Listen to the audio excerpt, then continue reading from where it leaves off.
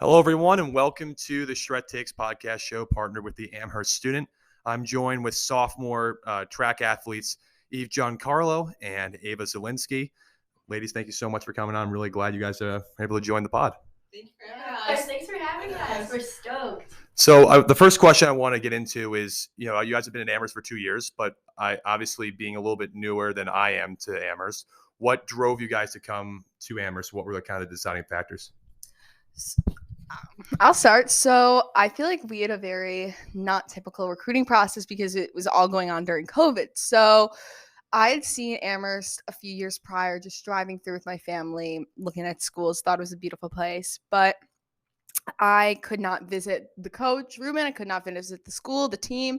So everything was virtual. So lots of phone calls, lots of video chats with the team, lots of FaceTimes. And I could just tell that the energy of the team out of all the schools I was looking at, everyone seemed the most happy, genuine, could tell they loved the track team and the academics. And that has stayed true. And Coach Ruben, he was very honest, nice. You could tell genuine, passionate, had a lot of goals during the recruiting process. So yeah, I just thought it was the best fit. And now that I'm here, I really do think it was the best fit for me. For myself, I actually had what was considered not to be a typical recruiting experience compared to everyone else in the class of 2025. And that was mainly because most people hadn't seen the school, and I actually had. I took a tour my sophomore spring with my mom because this was a place I was considering possibly going to and trying to get recruited for in athletics. And from the start in high school, I knew that I wanted to be a student athlete. Not sure at the time what sport I wanted to do or what school I wanted to go to. But this place did immediately stand out. And I was immediately nervous right off the bat that it was going to be too small. And coming from a really small high school and going through like the trials and tribulations of being from a small town where everyone knows everyone, I was very nervous to be trying to, enter into a similar environment. But my parents kept telling me, don't worry, just keep thinking about it. It's okay. Like, keep it in the back of your mind. And what really stood out to me was also the coach for myself. I was specifically recruited by Coach Cassie.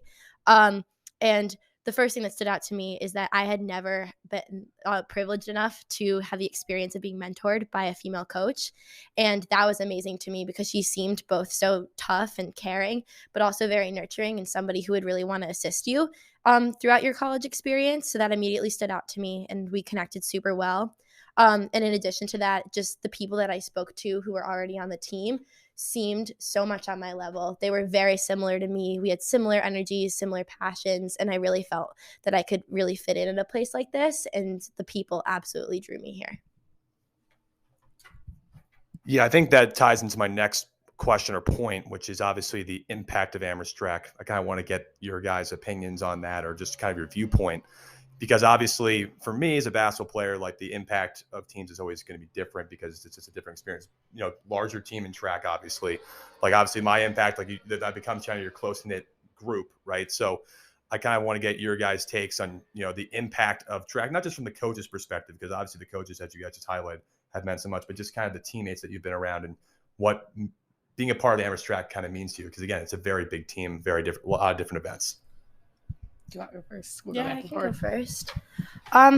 Being a part of the Amherst Track team, because it's such a large team, you have to really be able to find your footing. And right off the bat, track itself, because it's both an individual and a team sport at once, you really have to be super self-motivated. Everything's on you. The accountability's on you because not all the coaches can keep track of you all at the same time. Unlike in basketball where you only have X number of players, you get a lot of personalized attention. So that was number one for me. You have to have a lot of mental toughness, and you have to be super, super self-motivated if you're going to try to progress as an athlete. And on top of that, because there's such a large team, it's easy to feel like you might be getting lost in the mix. And it's really important to try to foster connections around you with people, you immediately have commonalities with.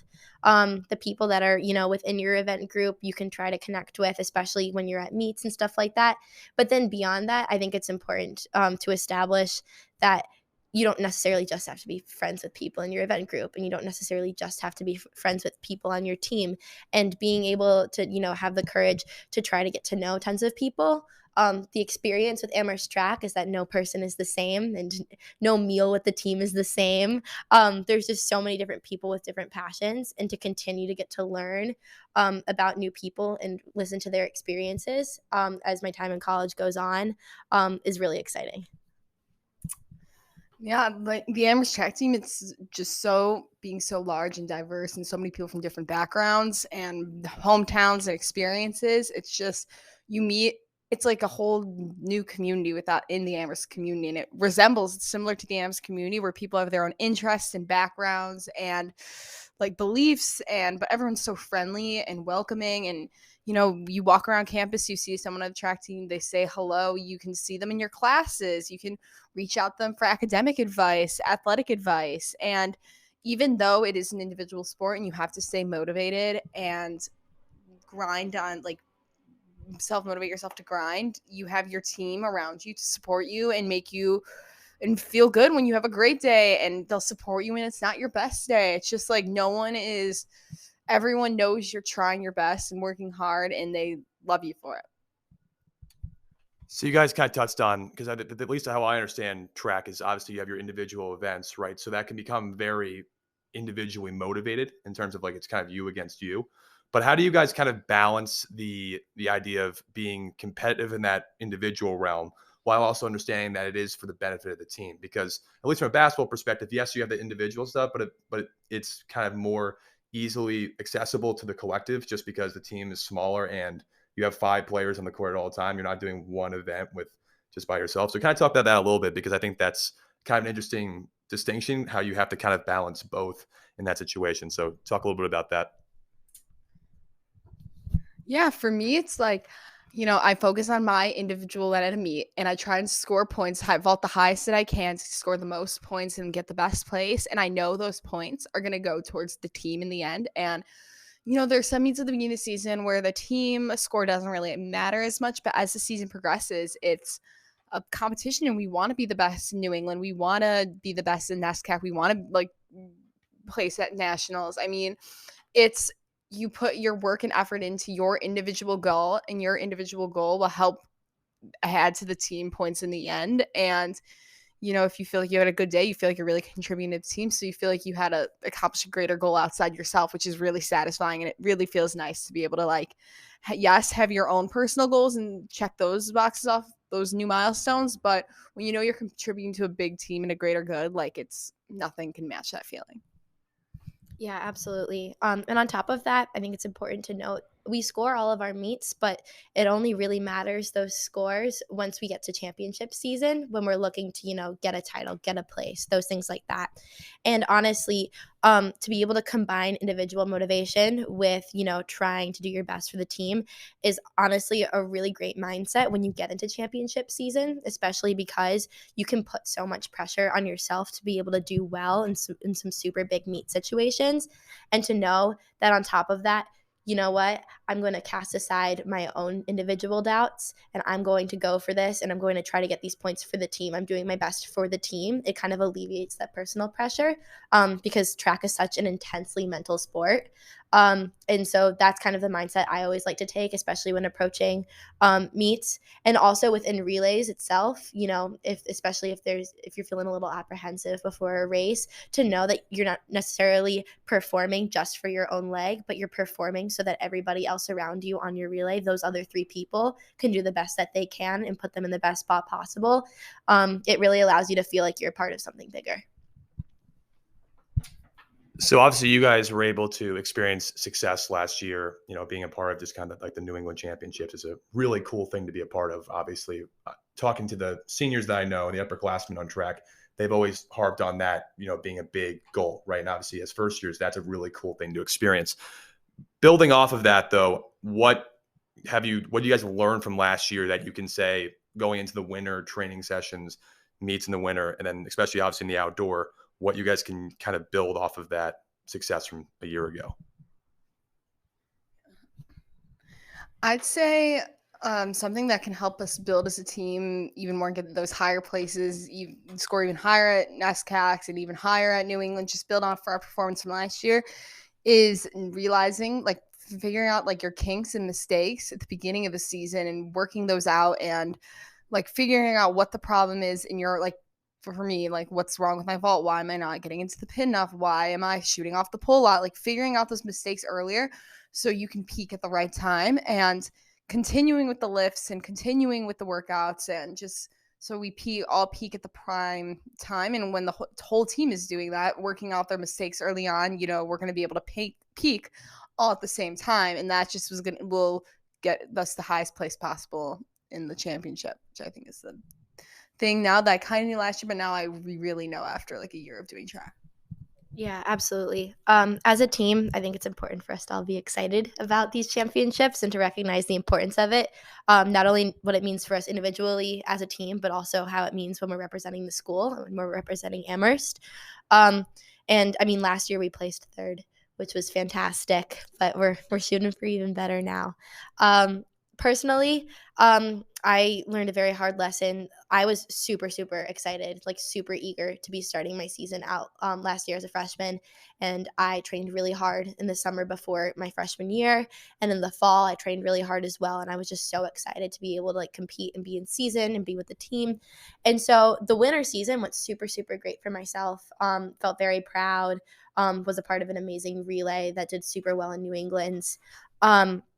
And then in the spring season, spring is considered more or less to be a time where you taper for your workouts and you are going to be consistently trying to PR or just run better. Whereas in the winter, your workouts are generally harder. So you're constantly trying to build your base. And so that I peaked at the wrong time, essentially. And I peaked a little bit too early. So for the rest of the spring, I was kind of struggling because my body was starting to wear down on me because I had trained so hard for so long and I needed to give myself a little bit of a rest. So this year has been really big for me this past summer and going into this fall and easing into this fall and with the training cycles, trying to give myself grace and tell myself to not be so trigger happy. And not be so excited to go out there and kill it, because this isn't the time to do so. This is the time to build the base, and then we go to work later. So that's been a big lesson for myself. So I guess like with that, I just kind of want to ask a follow up, Ava, if I may. Just what exercise, like how do you approach exercise? Like what kind of exercise do you do differently? I mean, because obviously, I know as a distance runner, you have to run a X amount of miles during a week. I mean, I remember talking to some people who graduated from here who ran distance. So, I mean, obviously, what is easing into it then? Because, I mean, obviously that's not that's a good question. Right. So just kind of get your thoughts on that. Sure. So, I mean, at my end of year meeting with my coaches this past May, they told me to calm down a bit this summer, rightfully so, because the previous summer I was running, I was working up mileage. I'm like the lowest end of mileage for distance. Personally can't handle it, and it's not totally necessary for my event group. But I was working up to 30 miles a week, and I would be doing runs and stuff like that. But I was crushing the runs probably at like 7:30 pace. So sometimes I would be like doing like 7 miles like that, which was nuts. This summer I eased up to 30 miles a week, and I kind of fluctuated depending on how I was feeling week to week. So I was trying to be a lot more intuitive with how I felt. And I dialed it down a little bit. So I was going 8 to 8:30 at this point and was trying to really like enjoy and listen to my body and enjoy the runs, and kind of just like staying on that track of being in shape. Because it's not about being in shape in the summer. It's about, continuing your running journey and, having that feeling again and wanting to still be in it. This fall, honestly, has just been a similar thing. I've been trying to be a lot more intuitive with workout reps and stuff like that. If I know my body can't handle it, this isn't the time to push yourself beyond your limits.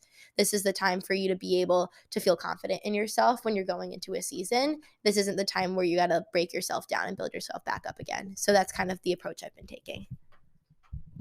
So I'm going to ask the follow up to you. So what, obviously in the summer, what was your approach to pole vaulting, right? Because pole vaulting is obviously completely different than her event, right? So, completely different exercises you're doing, preparation, all that stuff. So obviously in whatever you kind of can talk about, what in the summer and the fall have you done in terms of your approach? You can talk about exercise you want about, or just like your mental approach. It just, I think that's just interesting because, again, each event has kind of a different approach, I think, based on just my limited knowledge of track. But love to hear what you think just from a pole vaulting perspective. Yeah. So this summer, a lot of my working out was I went to, well, my pole vaulting workout, I would drive to Bolton, Ontario Pole Vault Club, which is about an hour and a half from me. And I would go there once or twice a week and vault with Doug Wood, who's the head coach there, and a bunch of other assistants, Jason, Zeke, etc. Like, and some of the best coaching I've ever. Cause we love Doug. I went to him pre-COVID, but then with the border shutting down between the United States and Canada, I couldn't go there for a minute for like a few years. So then I started up again this summer, and I was really working on pushing my arms throughout my takeoff so I could penetrate into the pit deeper. And because I was having a lot of big issues this season, like coming up shy of the bar, like swinging up too early, I needed to like get deeper into the pit before I did that. And I was really working that out this summer. And also addition to that, I was just doing some bar classes, some cycling classes, so just some fitness in general, like long walks, hikes. And then coming here, we have captain's practices, so we've been going to those a little bit, like some circuit sprinting workouts, nothing too crazy. Have lift 3 times a week. On days I don't have that, I just go on walks or hikes around here, just doing anything to stay fit. Kind of going back to what Ava said, it's just, you don't want to be pushing yourself crazy at the beginning. You got to ease into it. If you can make a captain's practice because you have office hours, it's not that big of a deal. As long as we're all staying fit, we're all doing stuff to work out. We just have to, we're laying the foundation now through captain's practices and lifts, but things are going to start to amplify, and that's good because then we can all peak at the same time. Talk about just the impact of the coaches, obviously in your first 2 years. I mean, that's obviously important, right? But you guys talk about how they, again, coaches you're going to have different kind of an experience based on the event, right? But obviously, I think just what kind of lessons and leadership have they instilled, and how has that kind of impacted the way that you guys have approached your second year at Amherst? Who wants to start? Yeah. I've had a really positive experience with the coaches. They've taught me so much. They've helped me really approach my mindset differently within like different events that I'm doing within meets, which I'm forever grateful for. And one big thing that I've learned is just like the magic of positivity during meets and during workouts in specifics. Because, a single poor thought, a single intrusive thought can kind of break everything down. And when it happens to one individual, it can permeate the rest of the team. And that's just how it works, because track is, again, such an intensely mental sport. So I've learned that they're very, very keen on building a positive culture surrounding track itself. And, my personal mission for this year is to be able to lead by example for the first years coming in, so that they know what this team is like, how they can be supported by the team, and how they can also become a part of this positive culture, because I think it's really important more than ever to be able to try to perpetuate this sort of positive energy. I second Ava completely. The coaches, they want to build and create this positive environment, and they work so hard to do so, and I love that. And it's the track team is such like a happy, we all are so excited to go to practice and be with each other and work out together, and we're always got to bring a smile on your face and positivity, even if you're not looking forward to the workout that day, even if you leave your problems from the beginning of the day at the door and just come and enjoy track practice, and it's it's going to be a great time. And also just maybe some other things that we can like do to lead by example. We just help the freshmen first year out. If you see them, answer their questions about the lift. If you see them doing something wrong, correct them politely and show them how to do it. And, show them bits and pieces of the warm up and such, just again, leading by example so they can ease into the culture as well. And the cycle repeats, that they can be guiding and leading this next year, when just like we did this year. I think that's really awesome. Like positivity is such a huge thing, and I really think that's awesome. But I think obviously coaching leadership is one thing that's critical, right? But I think also what also happens is behind the closed doors of not just the practices, but the leaders that you guys have experienced as upperclassmen.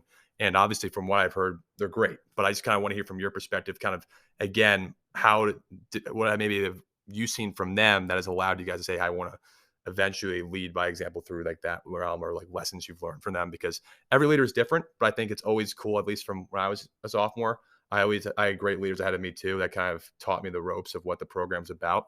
So I kind of want to get you guys' perspective on just leaders that are upperclassmen in the track team and kind of what they've given you in terms of lessons and wisdom and all that kind of stuff. Sure. Do you want to go first? Sure. I'll go. Okay. Yeah, you did the last one first. So I think especially like the captains every year, especially at the beginning, they break down everything. First few weeks is a very gradual climb. The first few weeks, the captains, we do the warm up very slowly. They explain the very specifics, and they do it with such kindness. They really like that. You can tell it's just out of positivity, and they don't bark commands at you at all. Like, they're so kind with telling you what they're to do, and they're great at correcting, and they just follow the leaders above, kind of like what we're doing. And this year, it's just the approach has kind of been like, I would say, the captains, like I'm Jack Trent and Casey and Annalise and tons more, they set up everything early on at captain's practice. They explain each step of the warm-up. They explain the workouts.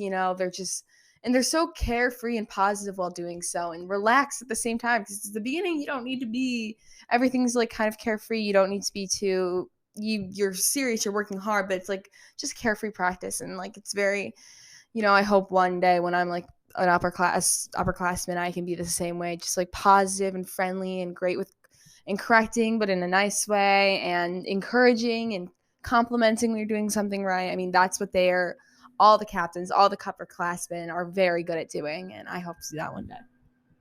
Absolutely. I think something big that I've learned from my mentors on the team is that you don't always have to be so serious. I came from a high school track program that was extremely serious, and you had to be locked in all the time. And that was great, and I'm very grateful for that experience because it brought me here, and I wouldn't have had it any other way. But you don't always have to be so serious all the time.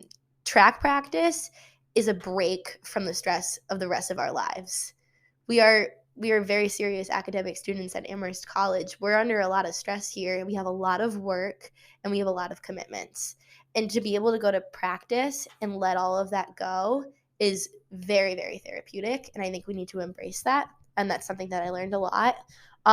And it's great when you are in your rep, you're locked in. When you're running, you're locked in, and that is your time to really work and push yourself. But when you're out of that, let's say you're on your rest time, or let's say you're warming up, whatever that is, you can be silly and you can just let that go. And I think to have that balance and that understanding of when there's a time to be serious and when there's a time to be a little silly allows for a really good balance, not only like physically, but mentally. Final thing I want to talk about. So you guys talked about the rigorous academics. I mean, obviously, I can attest to that too. Everyone, I think, at Amherst can attest to that. But tell me, so I know that you're kind of on the pre-med track. I know you're an economics and Spanish major. Talk about kind of why you guys decided that path and what you kind of want from that experience. So coming to Amherst, I was pretty set on wanting to be pre-med, on the pre-med track. In high school, took a lot of my AP science classes. I volunteered in an ICU in pre-COVID, and so I was pretty set on wanting to be pre-med. I wasn't sure the major though, so I came here. I've been taking all the chem, the biology, the physics, the math, all the requirements, and then last semester, my freshman spring, I took Intro to Psychology, and I really enjoyed we wrote a research paper at the end of it. I really enjoyed doing like the research side of that, and it kind of trickled over in the summer. I did some research at my University of Buffalo Medical School, so like I got to apply what I learned in class into the real world more research, which I really liked. And I just like the writing, and very interesting, be able to figure out people and all these other things. Yeah, I just really liked psychology, so I thought I'd major in that. And it's a little different from all the sciences that I'll be taking, but it still comes together and correlates a bit. So yeah. My journey to figuring out my majors was a little bit more complicated. I, on the other hand, had absolutely no idea what I wanted to do when I came in here. And it was a little daunting because I met so many people that did. And so I had no idea what I was going to do. I originally thought I was going to be an English major because I was really into the humanities. I was a person who proclaimed that I hated anything mathematically or STEM related. And that was just what I had decided about myself, and I pigeonholed myself a little bit in high school. And so I took a random mixture of courses my freshman fall, and my mom made me take Intro to Economics. She just told me you can take whatever else you want, but you have to take this class because it's practical, and if you hate it, you never have to take it again, but just see what happens. And I fell in love with it. I was the person who refused to take any sorts of like economics classes in high school, just because I just had these convictions that I was going to be so terrible at it, and I was scared it was going to ruin my GPA. And I just fell in love with those classes and decided, I'm going to see where this takes me. On the other hand, with Spanish, I've always loved Spanish. I've always loved languages. And for a lot of people, you either love it or you hate it. And I'm just the person who has really, really enjoyed language. And with Spanish, it was probably in middle school that I told myself I was going to major in Spanish in college. Like I had come up with that very, very early on. And so I just started taking Spanish courses again freshman fall, and I kept going with it, and I realized how much I really loved it, especially once we started to get to more of the cultural and analytical side, because it did combine my love for humanities also for my love with language. So being an economics and Spanish major has been such an amazing experience because I'm able to take a quantitative side and critical thinking side of the liberal arts education, but also to focus on writing and language and stuff like that. So it combines really everything I love. I want to thank you guys so much for coming on, having a nice discussion. Just, obviously you have your season starting October 30th, if I believe, is your first practice. So, thank you to Coach Rubin for allowing this as well. And, I wish best of luck to the entire program, you guys more specifically as well. So thank you guys so much, and good luck this season. Thank you.